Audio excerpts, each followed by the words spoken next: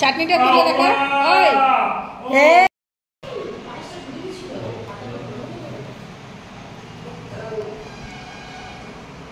চাটনি আর তরকারি একদম অল্প। লুচিটা ছিঁড়ে দিও না, কেমন না না বলো তো প্রসাদ তো সবাইকে দিতে পারো তবে। লুচি কি একটা করে দেয় না ও তাহলে ছিঁড়ে দেবো। কি করবা? সবার বাড়িতে দিবা নাকি আমার বাড়িতে দিবা? কোথায় বাড়িতে দেওয়া যাবে? কি এমনি দাও তো, তুলে দাও তোমাকে বাইরে থাকবে কি। দুই কাজ করে দিও। আচ্ছা ফল টল কিছু ছিল? মাম্পু পিসির কাছে চলে যেত, বল কাটা ফল আছে নাকি মাম্পু পিসি? কি যে সরা সাজাচ্ছে তো, ফল আছে কি কোনো? ভাই ওখান থেকে ছেঁড়া কাগজ দেখে নিবা। আচ্ছা এটা করো লোকের বাড়ি খাওয়ার খাওয়া পাকা হবে রেডি করা হচ্ছে আর এরপরে সামনে থেকে ভিডিও করো, সামনে থেকে ভিডিও করো।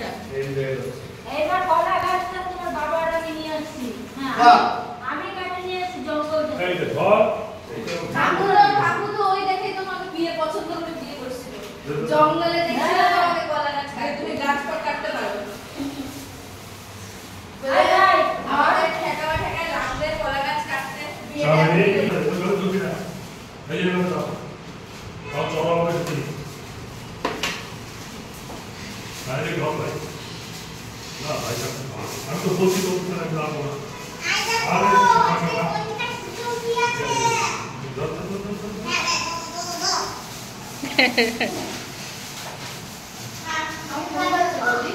হ্যাঁ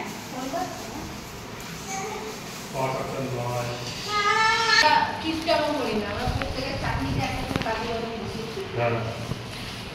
এই তুই না বল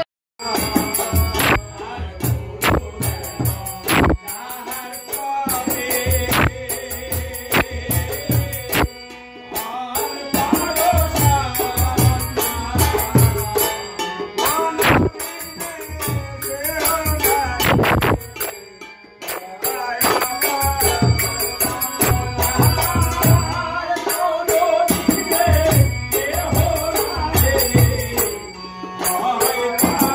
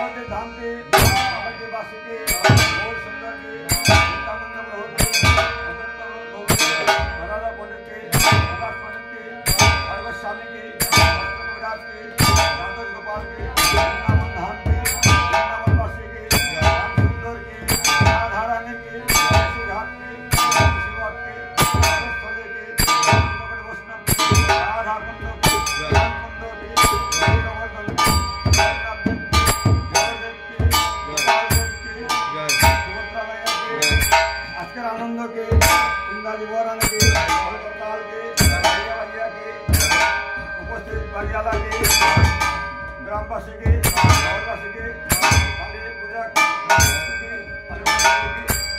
আজকের আনন্দ के আর গুরু গোসাই की